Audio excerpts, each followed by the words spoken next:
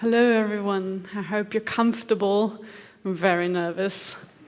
And I might make this a little uncomfortable to some of you, maybe even quite uncomfortable or very uncomfortable, and I'll give it my best shot. So let's do this, shall we? I am only here because I'm richer than you. Thank you very much. No.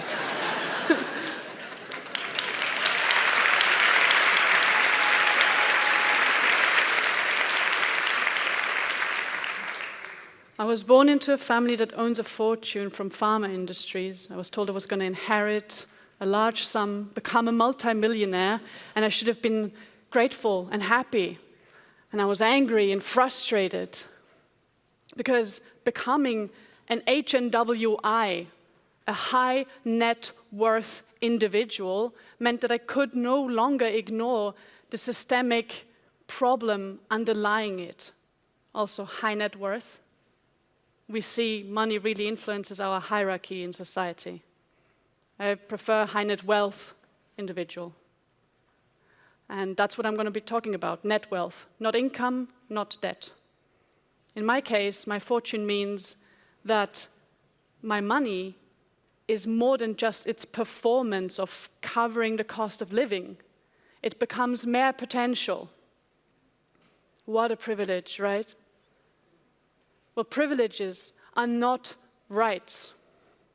At least not in a democracy where we agree that we're equal before the law, where we ditch the idea that there's some kind of genetic supremacy, birth privilege to rule, such as aristocracy or monarchy suggest.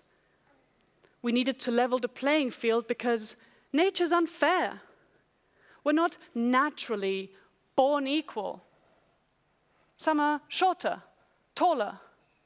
Some are faster, kinder, smarter, craftier. Some are black, some are white, people of color. Some are men, women, or any gender in between. Privilege. What is humanity really about? It's a creative lottery of whatever fit best with the surrounding. It's an evolutionary chain of coincidence that got us here. Our species is what stuck.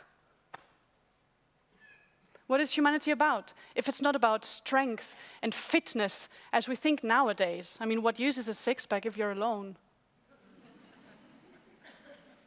It's about relationships. It's about working together, creating bonds, trusting each other, passing on the wisdom of what we know and that we care.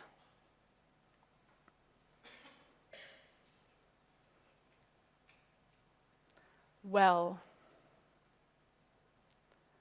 relationships, the tricky stuff, the gooey stuff. Without it, nothing works, really. No family, no friends, no businesses, no partners, no football team, no community, no society, no money. Unless we agree on relationships, we can't agree on money. And how money is distributed in relationships really reflects how power is distributed in society. And think about it, money is an interesting thing. It's a social and a legal construct. Unless you have a state to back it up, there is no such thing. You can't write a number on a piece of paper and go pay your bills. I dare you try. But what is the state behind it? Well, it's us, agreeing on a specific set of rules to manage this living together. It's the story we tell ourselves, essentially. And in excess of these numbers that we trade back and forth becomes an excess of power. So its distribution matters. Money is a story we tell ourselves. Credit is the Latin word for he, she, it believes. Well, we believe that with a piece of plastic or paper or metal, we can take care of the cost of living. That's powerful stuff. It's problematic when it's not used wisely, because money itself is not good or bad. It reflects how we organize each other. It's privilege also to hold an excess of it. But who am I to talk? I'm 30 years old, I'm white, I have access to wealth and power, I'm class privileged, here I stand, born in the middle of Europe, talking about privilege, an HNW individual. So let's talk about HNW data. According to the Global World Inequality Report of 2022, this is how we share. 50% of the world own 2% of wealth.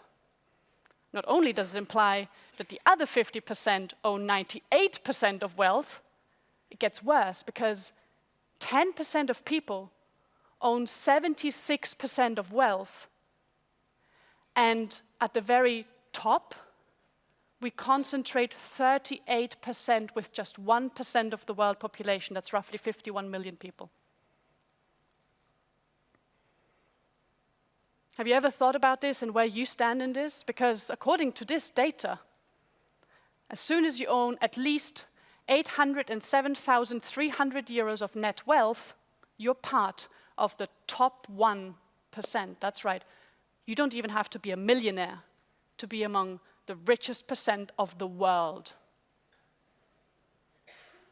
This data is crucial, but it's also incomplete because it relies on surveys, on face-to-face interviews with HNWIs.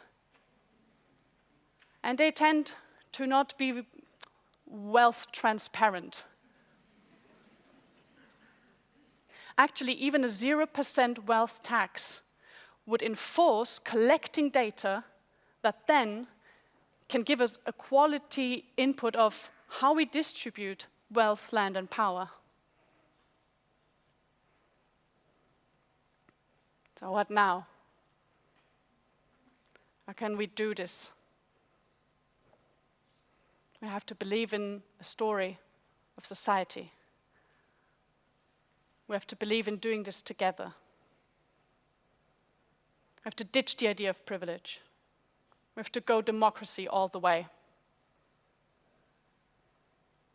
We have to make sure that we realize when I'm here, I'm standing in front of you, talking as one of the so-called super rich. There's nothing super about us. It's a narrative we need to drop. Instead, we need to turn to democracy and to the fact that paying taxes is the most democratic move we can make. Paying taxes can get us out of moneytocracy and back into an actually equal democratic structure. I know the governments do horrible things, but in a democracy, at least we can hold them accountable. We have access to them. We need to use this access. It can't be that the only thing we do not tax is big money. It's not just unfair, it's undemocratic.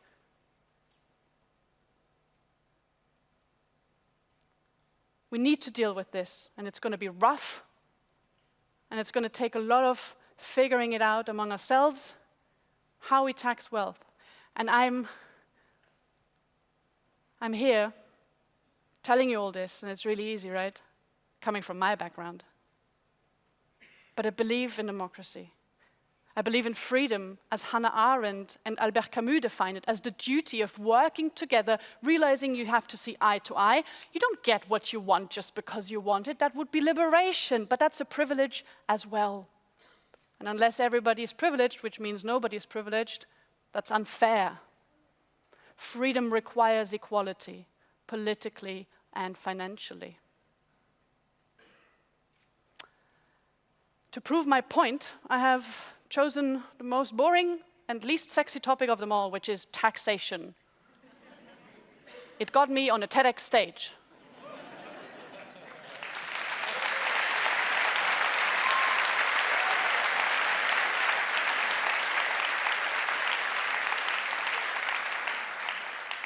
Let's talk about tax, baby.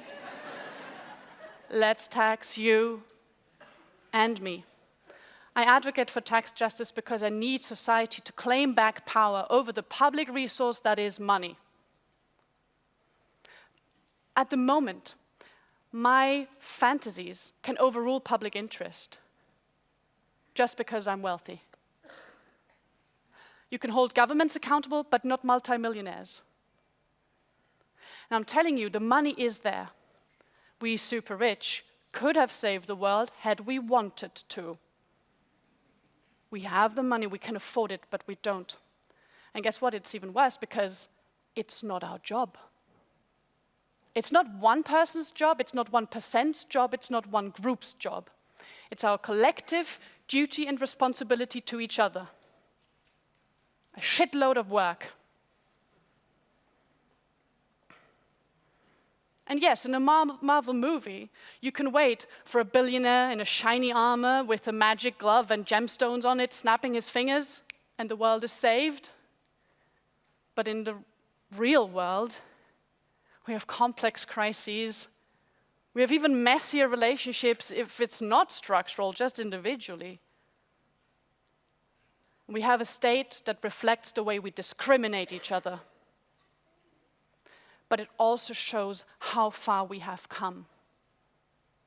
We have a welfare state because we ditched the idea that the state is only there to protect us. It's also there to take care of us. No matter how lucky you were born or how rich. Just because we believe in this idea, this story of equality in rights to a life of dignity and freedom. Freedom of equals. I was called naive for believing in the structures and the state. I don't do it blindly, but I trust people. I have faith in everybody as a human being. I really do. Becoming human was dumb luck. Being human is a fucking chore. It means that we have to get together and fix this. It means that we have to realize that we must tax big money. It means that we have to dream big and tell ourselves a story that gets us together. It doesn't exclude and doesn't divide. It's in our best interest, really. I know my fair share of interest rates.